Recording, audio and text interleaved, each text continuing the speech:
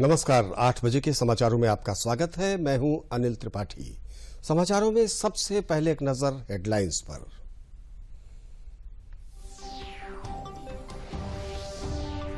प्रधानमंत्री नरेंद्र मोदी ने भगवान बुद्ध की जन्मस्थली लुम्बिनी में नेपाल के प्रधानमंत्री के साथ की द्विपक्षीय वार्ता। दोनों देशों के बीच 6 समझौतों पर हस्ताक्षर।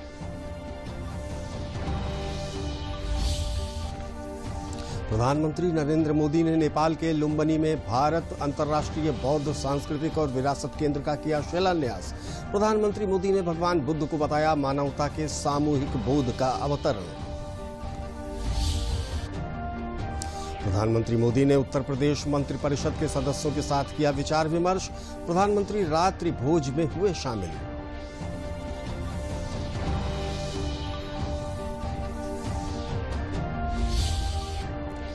कड़ी सुरक्षा के बीच ज्ञानवापी मस्जिद में सर्वेक्षण का काम पूरा।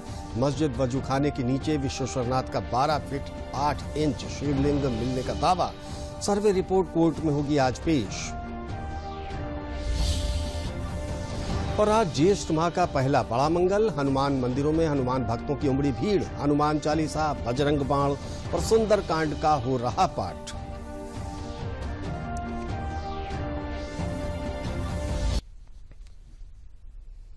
अब समाचार विस्तार से। प्रधानमंत्री नरेंद्र मोदी की नेपाल यात्रा के दौरान सोमवार को भारत और नेपाल के बीच 6 करारों पर हस्ताक्षर किए गए हैं। प्रधानमंत्री मोदी ने अपने नेपाली समकक्ष देउबा के साथ द्विपक्षीय वार्ता की। पड़ोसी देश के साथ रिश्तों को और मजबूत करने की दिशा में पीएम मोदी ने नेपाल को पवित्र मंदिरों का देश बताया। उन्होंने कहा कि नेपाल दुनिया की प्राचीन सभ्यता और संस्कृति को सहेज कर रखने वाला देश है।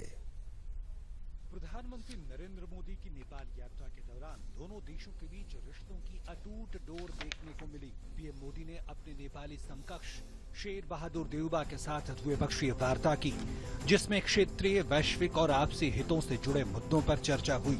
इससे बहुआयामी साझेदारी में चल रहे सहयोग को मजबूत करने और नए क्षेत्रों को विकसित करने का भी अवसर मिला। इस दौरान दोनों देशों के बीच 6 करारों पर हस्ताक्षर किए गए, जिसमें बौद्ध अध्ययन के लिए डॉक्टर अंबेडकर पीठ की स्थापना पर भारतीय सांस्कृतिक संबंध परिषद और लुम्बिनी बौद्ध विश्वविद्यालय के बीच समझौता ज्ञापन के अलावा भारतीय सांस्कृतिक संबंध परिषद और CNAS त्रिभुवन विश्वविद्यालय के बीच भारतीय अध्ययन के ICCR चेयर की स्थापना पर समझौता ज्ञापन शामिल है। इसके अलावा भारतीय सांस्कृतिक संबंध परिषद और काठमांडू विश्वविद्यालय के बीच भारतीय अध्ययन के ICCR चेयर की स्थापना पर समझौता ज्ञापन और काठमांडू विश्वविद्यालय, नेपाल और भारतीय प्रौद्योगिकी संस्थान मद्रास के बीच सहयोग के लिए समझौता ज्ञापन शामिल है। मास्टर स्तर पर संयुक्त डिग्री कार्यक्रम के लिए काठमांडू विश्वविद्यालय, नेपाल और भारतीय प्रौद्योगिकी संस्थान के बीच समझौता पत्र पर हस्ताक्षर किए गए। वहीं अरुण 4 परियोजना के विकास और क्रियान्वयन के लिए SJVN लिमिटेड और नेपाल विद्युत प्राधिकरण के बीच समझौता हुआ। लुम्बिनी बुद्धिस्ट यूनिवर्सिटी में doctor Baba Saheb Ambedkar chair for Buddhist studies स्थापित करने का भी निर्णय लिया। हमारी सरकारों ने भैरवा और सोनौली में इंटीग्रेटेड चेक पोस्ट बनाने जैसे फैसले भी लिए। इसका काम भी शुरू हो गया है। ये पोस्ट बनने के बाद बॉर्डर पर लोगों के आवागमन के लिए सुविधा बढ़ेगी। भारत आने वाले इंटरनेशनल टूरिस्ट ज्यादा आसानी से नेपाल आ सकेंगे। साथ ही इससे व्यापार और जरूरी चीजों के ट्रांसपोर्टेशन को भी गति मिलेगी। भारत और नेपाल दोनों ही देशों के बीच मिलकर के काम करने के लिए ऐसी अपार संभावनाएं हैं। हमारे इन प्रयासों का लाभ दोनों देशों के नागरिकों को मिलेगा। पीएम मोदी ने कहा कि भारत में सारनाथ, बोधगया और कुशीनगर से लेकर नेपाल में लुम्बिनी तक पवित्र स्थान हमारी साझी विरासत और साझी मूल्यों का प्रतीक है। हमें इस विरासत को साथ मिलकर विकसित करना है और आगे समृद्ध भी करना है। पीएम मोदी ने भारत और नेपाल की निरंतर मजबूत होती मित्रता और संपूर्ण मानवता के हित पर जोर दिया। हमें अपने इन स्वाभाविक और नैसर्गिक रिश्तों को हिमालय जितनी ही नई ऊंचाई भी देनी है। खान पान, गीत संगीत, पर्व त्योहार और रीति रिवाजों से लेकर पारिवारिक संबंधों तक जिन रिश्तों को हमने हजारों सालों तक जिया है, अब उन्हें साइंस, टेक्नोलॉजी और इंफ्रास्ट्रक्चर जैसे नए क्षेत्रों से भी जोड़ना है। मुझे संतोष है कि इस दिशा में भारत नेपाल के साथ कंधे से कंधा मिलाकर काम कर रहा है। पीएम की नेपाल यात्रा के दौरान बड़ी संख्या में भारतीय समुदाय के लोगों ने उनका भव्य स्वागत किया। पीएम ने भी प्रवासी भारतीयों की भावनाओं का पूरा ख्याल रखा और उनके साथ आत्मीयता व्यक्त की। बहुत अच्छा लग रहा है कि जिस हिसाब से भारत में जैसे उन्नति प्रगति हो रही है उनके सुशासन में, उसको देख के बहुत गर्व होता है। मैं मोदी जी से बोली कि मैं आपको अवतारी महापुरुष मानती हूँ और मैं आपके लिए अपने मन के कुछ उद्गार प्रकट करना चाहती हूँ, लिख कर लाई हूँ। उन्होंने बोला लाइए दे दीजिए। बुद्ध जयंती के अवसर पर पीएम मोदी की मौजूदगी कई मायनों में अहम है। भारत नेपाल के रिश्ते आत्मीय संबंधों पर आधारित हैं और पीएम की यात्रा से दोनों देशों के बीच रिश्ते और मजबूत हुए हैं। प्रधानमंत्री नरेंद्र मोदी ने नेपाल यात्रा के दौरान भगवान बुद्ध की जन्मस्थली मायादेवी मंदिर में पूजा अर्चना की। इसके अलावा पीएम मोदी ने इंडिया इंटरनेशनल सेंटर फॉर बौद्ध कल्चर एंड हेरिटेज के शिलान्यास समारोह में भी हिस्सा लिया। नेपाल यात्रा के समापन के बाद पीएम मोदी ने भगवान बुद्ध के महापरिनिर्वाण स्थल कुशीनगर पहुंचकर विशेष पूजा अर्चना की। मानवता के अवतार भगवान बुद्ध की जन्मस्थली लुम्बिनी पहुंचे प्रधानमंत्री नरेंद्र मोदी ने दोनों देशों के बीच गहरे रिश्तों और सांस्कृतिक संबंधों को मजबूती प्रदान की। प्रधानमंत्री मोदी ने 2566वें बुद्ध जयंती समारोह में हिस्सा लिया। उन्होंने बौद्ध भिक्षु, बौद्ध विद्वान, अंतर्राष्ट्रीय प्रतिभागियों के बीच 2500 लोगों को संबोधित किया। प्रधानमंत्री ने कहा कि बुद्ध की विचारधाराओं के साथ भारत नेपाल संबंध वैश्विक समस्याओं को हल करने की दिशा में काम करेंगे।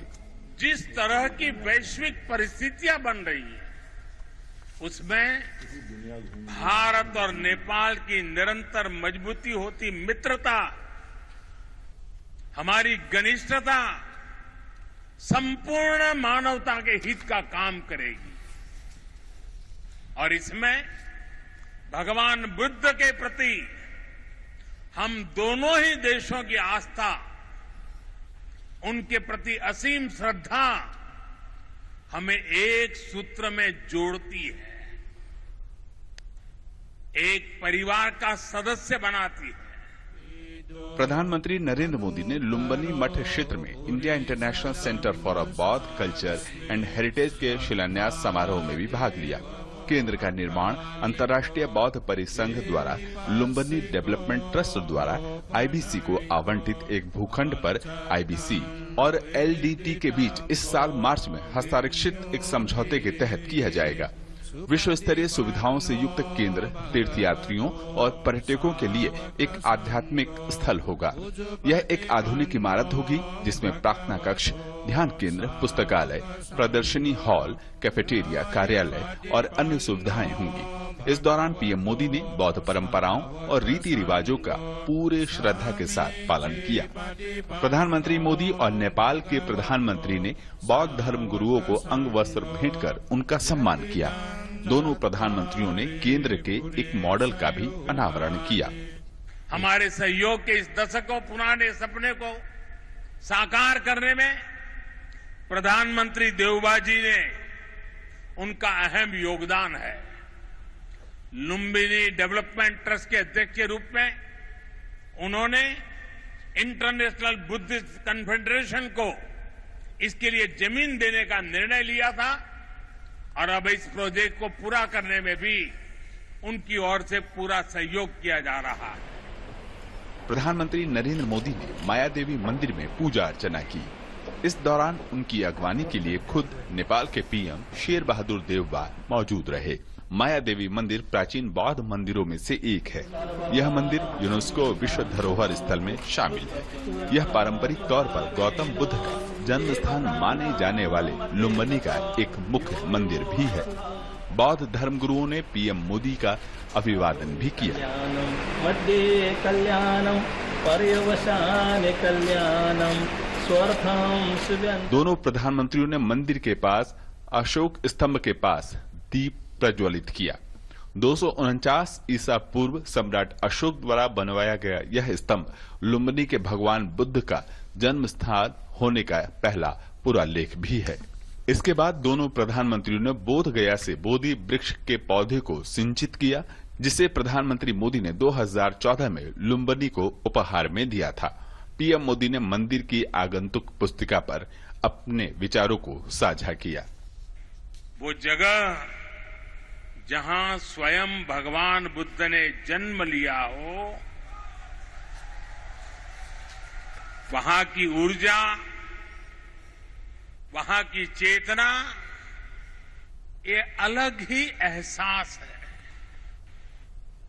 मुझे देखकर भी खुशी हुई कि इस स्थान के लिए 2014 में मैंने महाबोधि वृक्ष की जो सैपलिंग भेंट की थी, वो अब विकसित होकर एक वृक्ष बन रहा है। पीएम मोदी ने अपनी यात्रा की वापसी के दौरान कुशीनगर में बुद्ध के महापरिनिर्वाण स्थल का भी दौरा किया। प्रधानमंत्री ने भगवान बुद्ध की विशेष पूजा अर्चना की। कुशीनगर का प्राचीन शहर गौतम बुद्ध का अंतिम विश्राम स्थल है और इसलिए इसे बौद्ध अनुयायियों के लिए सबसे महत्वपूर्ण तीर्थ स्थान माना जाता है। चीवर दान जो है बुद्ध धर्म में बड़ा ही महत्व होता है और चीवर जो है उड़ाते समय जो है हम लोगों ने जो है मंगल पाठ कर रहे थे कि प्रधानमंत्री जो है दीर्घायु हो, प्रधानमंत्री सुखी रहे, उनका जीवन जो है लंबा हो, इस तरह का जो है मंगल कामना कर रहे थे। जो है नेपाल के लुम्बिनी से अश्वनी मिश्र के साथ कुशीनगर से नीरज सिंह की रिपोर्ट, डीडी न्यूज।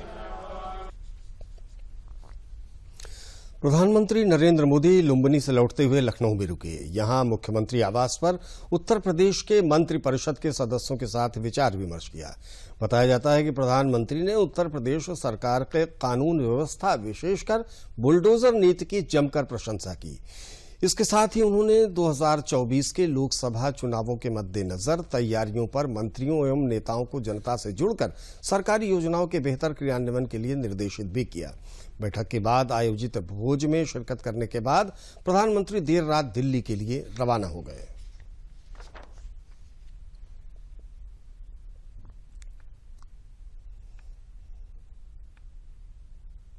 वाराणसी में कल ज्ञानवापी परिसर का लगातार तीसरे दिन सर्वे का काम पूरा हो गया।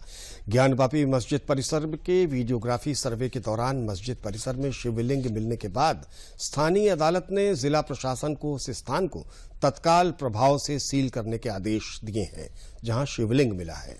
वहीं सुप्रीम कोर्ट में इस मामले की सुनवाई आज होगी। उत्तर प्रदेश में वाराणसी के ज्ञानवापी मस्जिद मामले में सोमवार को एक नया मोड़ आ गया, जब हिंदू पक्ष की ओर से दावा किया गया कि ज्ञानवापी मस्जिद के वजू खाने के नीचे विश्वेश्वर नाथ का 12 फीट 8 इंच का शिवलिंग मिला है। शिवलिंग को सुरक्षित करने के लिए वाराणसी सीनियर डिवीजन की कोर्ट में याचिका डाली गई, जिसके बाद पीठासीन जज रवि दिवाकर ने वाराणसी प्रशासन को आदेश दिया है कि वो शिवलिंग वाली जगह को सील कर उसे संरक्षित और सुरक्षित करने की जिम्मेदारी ले। सिविल जज ने अपने आदेश में कहा कि जिस स्थान पर शिवलिंग प्राप्त हुआ है उस स्थान को तत्काल प्रभाव से सील कर दें। सील किए गए स्थान पर किसी भी व्यक्ति का प्रवेश वर्जित किया जाता है। इसके अलावा वाराणसी के जिलाधिकारी, पुलिस कमिश्नर, पुलिस कमिश्नरेट और सीआरपीएफ कमांडेंट को उस स्थान को संरक्षित और सुरक्षित रखने की जिम्मेदारी पूर्णतः व्यक्तिगत रूप से मानी जाएगी। जिसकी नंदी प्रतीक्षा कर रही थी वो बाबा मिल गए। हाँ, विशेष कुछ नहीं बता सकते हैं, हालांकि मालूम तो सब है, क्या बोले वही बोलना। ये है कि जो सोचा, फिर अगली बार हम जो कहते, जो सोचा गया था उससे ज्यादा परिणाम। क्या आज का दिन कितना बड़ा दिन मानते? बहुत बड़ा दिन मानते हम सब लोग। जैसे ही वह समय आया, मस्जिद प्रांगण हर हर महादेव के नारों से घोषित हो गया। वहीं ज्ञानवापी मामला सुप्रीम कोर्ट भी जा पहुंचा। ज्ञानवापी में सर्वे और वीडियोग्राफी के खिलाफ दायर याचिका पर मंगलवार को सुप्रीम कोर्ट में जस्टिस DY चंद्रचूड़ और जस्टिस PS नरसिम्हा की बेंच सुनवाई करेगी। अंजुमन इंतजामिया मस्जिद कमेटी वाराणसी ने हाईकोर्ट के आदेश के खिलाफ सुप्रीम कोर्ट में याचिका दायर की है। इससे पहले हाईकोर्ट ने निचली अदालत के आदेश पर रोक से इनकार कर दिया था। इधर अदालत के आदेश पर शुरू हुई वाराणसी की ज्ञानवापी मस्जिद परिसर के सर्वे का काम सोमवार को पूरा हो गया। वहीं कोर्ट से नियुक्त विशेष अधिवक्ता आयुक्त विशाल सिंह ने बताया कि जो वस्तु स्थिति पाई गई है वही रिपोर्ट में दिखाया जाएगा। सर्वे के दौरान दोनों पक्षों ने शांतिपूर्ण और सौहार्दपूर्ण वातावरण में सहयोग प्रदान किया। वाराणसी पुलिस कमिश्नर ने स्पष्ट किया कि शहर में हर थाना स्तर पर लोगों से संवाद करके लोगों के बीच जो भ्रांतियां थीं उन्हें दूर किया गया। ये 3 दिन की कार्रवाई थी जो सोमवार को समाप्त हो गई है। एक मैंडेट मिला था, 3 कोर्ट कमिश्नर नियुक्त किए गए थे और उनके साथ सभी पक्षकार हैं। आज सर्वे का 3रा दिन है। पिछले 2 दिन लगातार 4-4 घंटे कोर्ट कमिश्नर के विवेक के अनुसार आदर्श वातावरण में ये कमीशन की कार्रवाई अब तक चली है। सर्वे का काम पूरा होने के बाद अब रिपोर्ट को लेकर कयासबाजियों का दौर शुरू हो गया है। हालांकि कोर्ट के आदेश के मुताबिक सर्वे रिपोर्ट गोपनीय रहेगी, जिसे 17 मई यानी मंगलवार को कोर्ट में पेश किया जाना है। वाराणसी के जिला मजिस्ट्रेट ने अटकलबाजियों पर लगाम लगाते हुए कहा कि सोमवार को बहुत संक्षिप्त कार्यवाही होनी थी, वो पूरी हो गई है। कोर्ट कमीशन की कार्रवाई आज 16 तारीख को भी चली और लगभग 2.25 घंटे चलने के उपरांत 10:15 बजे आज कोर्ट कमीशन ने अपनी कार्रवाई को कंक्लूड कर दिया है। आज ये कोर्ट कमीशन की कार्रवाई वाराणसी के जो आदि विश्वेश्वर ओल्ड टेम्पल कॉम्प्लेक्स के बारे में जो न्यायालय के आदेश से की जा रही थी वो समाप्त हो गई है और अब आज के 10:15 बजे के बाद इस कोर्ट कमीशन की कार्रवाई में कल जब तक अदालत में जवाब नहीं लग जाता है तब तक कोई कार्रवाई नहीं होनी है। वाराणसी में ज्ञानवापी मस्जिद को लेकर कोर्ट ने 12 मई को बड़ा फैसला सुनाया था। कोर्ट ने ज्ञानवापी मस्जिद के सर्वे के लिए नियुक्त किए गए एडवोकेट कमिश्नर अजय कुमार मिश्रा को हटाए जाने से इनकार कर दिया था। हालांकि अदालत ने कोर्ट कमिश्नर अजय मिश्रा के अलावा 2 और कोर्ट कमिश्नर नियुक्त किया था। इसके अलावा अजय सिंह को असिस्टेंट कमिश्नर बनाया गया था। कोर्ट ने 17 मई तक सर्वे की कार्रवाई पूरी करके रिपोर्ट दाखिल करने के लिए कहा था। ज्ञानव्यापी मस्जिद सर्वे 3 दिन की तकरीबन 10 घंटे की बेहद कड़ी कवायद के बाद तमाम साक्ष्यों की फोटोग्राफी और वीडियोग्राफी की गई है। 3रे दिन 2 घंटे के सर्वे में हिंदू पक्ष का दावा है कि मस्जिद के भीतर शिवलिंग के दावे को भी फोटोग्राफी और वीडियोग्राफी में कैद किया गया है। अब सबकी नजरें 17 मई यानी मंगलवार को जब इस सर्वे की रिपोर्ट सिविल कोर्ट में दाखिल की जाएगी तब है जब इन साक्ष्यों की कितनी सच्चाई है, इन दावों का सच इस रिपोर्ट के दाखिल होने के बाद सामने आएगा। सबको इंतजार अब 17 मई को सिविल कोर्ट में जब सर्वे की रिपोर्ट जाएगी उसका है। कैमरामैन संजीव के साथ ऋतु वर्मा, वाराणसी से।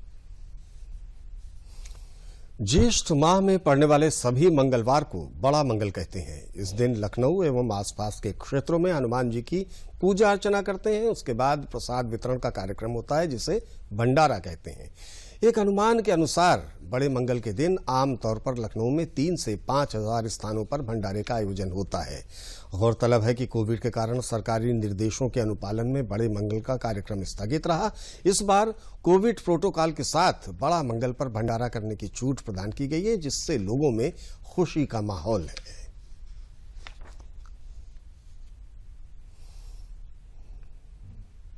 ज्येष्ठ माह में पड़ने वाले मंगल को बड़ा मंगल कहते हैं। हिंदू धर्म शास्त्रों के अनुसार इस माह में ज्ञान, भक्ति और वैराग्य के देवता हनुमान जी के पूजन अर्चन का विशेष महत्व है।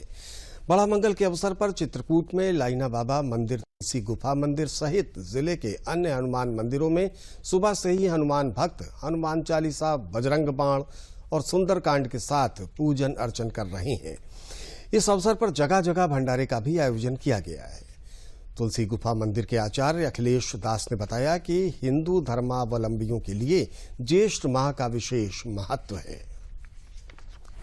वैसे मंगलवार का दिन भगवान हनुमान जी को समर्पित है, लेकिन ज्येष्ठ मास में पड़ने वाला बड़ा मंगल हर भक्त के लिए खास होता है। हमारे हिंदू धर्म शास्त्रों के अनुसार मान्यता है कि श्री राम जी से हनुमान जी की पहली मुलाकात ज्येष्ठ माह में मंगल के दिन ही हुई थी, इसलिए जो है इसको बड़ा मंगल के नाम से जाना जाता है। आज जो है ज्येष्ठ माह का मंगलवार का दिन है। मान्यता है कि मंगलवार के दिन हनुमान जी का पूजन अर्चन करने से भक्त की हर मनोकामनाएं पूरी होती है। Jaipuria institute of management Lucknow की सोशल रिस्पांसिबिलिटी कमेटी द्वारा संयुक्त राष्ट्र के निर्धारित सतत विकास लक्ष्यों पर काम कर रहे गैर सरकारी संगठनों को एक मंच प्रदान करने के लिए लखनऊ में आज एक संगोष्ठी का आयोजन किया गया। इस संगोष्ठी में प्रथम चरण में 9 संगठन अपने कार्यों और लक्ष्यों पर चर्चा करेंगे। कॉन्क्लेव का उद्देश्य स्थायी शहरों और समुदायों के निर्माण, शिक्षा और ग्रामीण स्वास्थ्य देखभाल की दिशा में काम करने वाले गैर सरकारी संगठनों को एक साथ लाना होगा।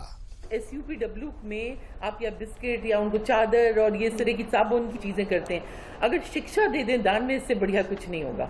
SUPW में अगर अपना स्मार्टफोन यूज करके एक पर्टिकुलर क्लास का 9, 10, 11, 12 के बच्चे अगर हर स्कूल के 10 घंटे का भी दान कर दें, बहुत सारे जीवनों को दिशा मिलेगी। ये हमारा अनुरोध है।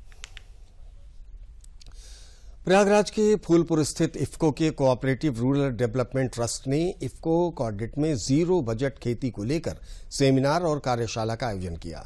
कार्यशाला में खेती से किसानों को अपनी उपज का पूरा लाभ मिले और कम से कम रासायनिक खाद का प्रयोग हो, इसको लेकर जीरो बजट खेती और नैनो यूरिया के प्रयोग को लेकर विशेष सेमिनार का आयोजन किया जा रहा है।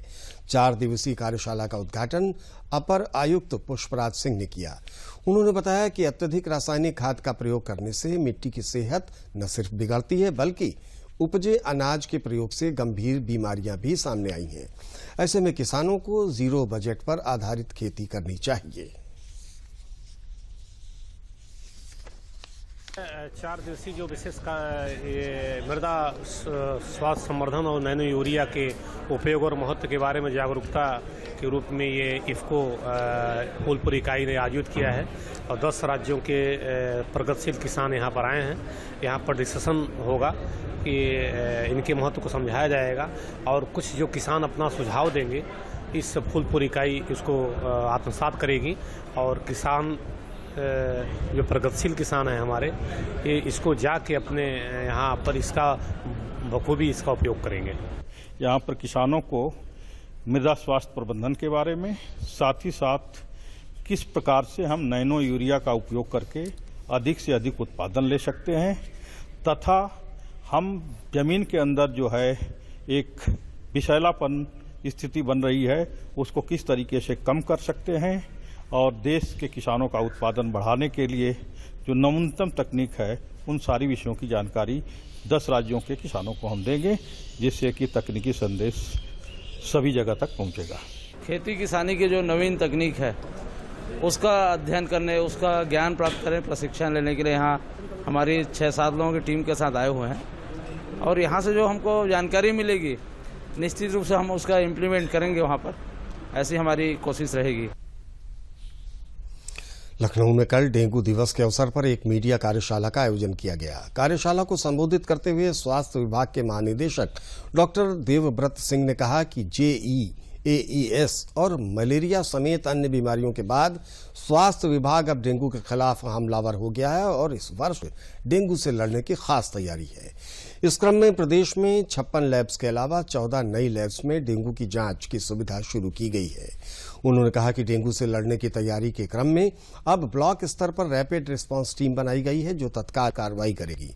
साथ ही चिकित्सालयों में फीवर हेल्थ डेस्क की सुविधा भी उपलब्ध कराई जाएगी।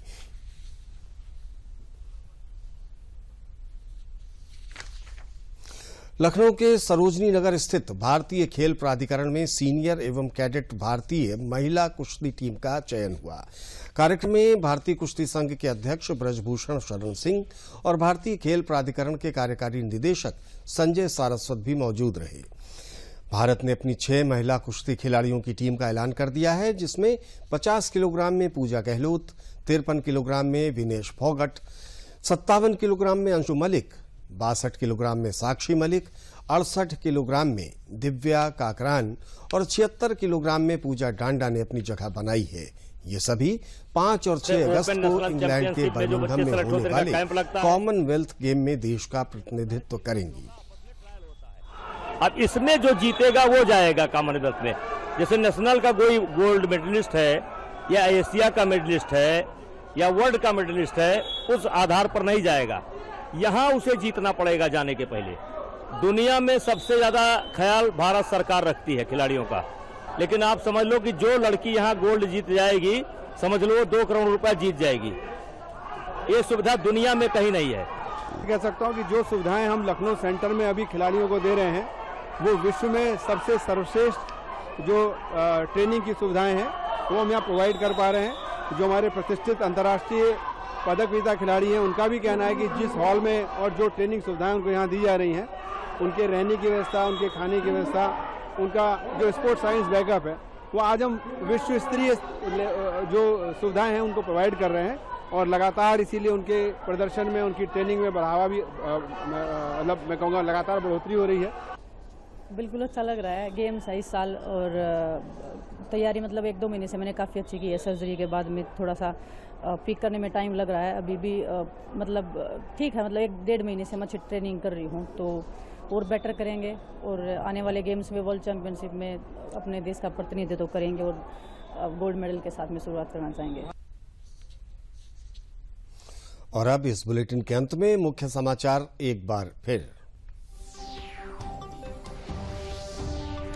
प्रधानमंत्री नरेंद्र मोदी ने भगवान बुद्ध की जन्मस्थली लुम्बिनी में नेपाल के प्रधानमंत्री के साथ की द्विपक्षीय वार्ता। दोनों देशों के बीच 6 समझौतों पर हस्ताक्षर।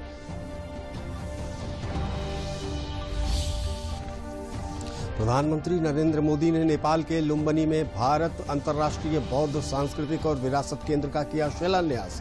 प्रधानमंत्री मोदी ने भगवान बुद्ध को बताया मानवता के सामूहिक बोध का अवतरण। प्रधानमंत्री मोदी ने उत्तर प्रदेश मंत्रिपरिषद के सदस्यों के साथ किया विचार विमर्श। प्रधानमंत्री रात्रि भोज में हुए शामिल।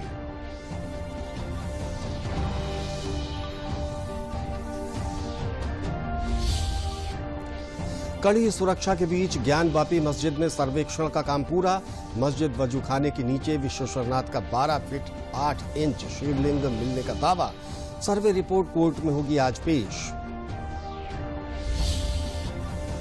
और आज ज्येष्ठ माह का पहला बड़ा मंगल। हनुमान मंदिरों में हनुमान भक्तों की उमड़ी भीड़। हनुमान चालीसा, बजरंग बाण और सुंदर कांड का हो रहा पाठ।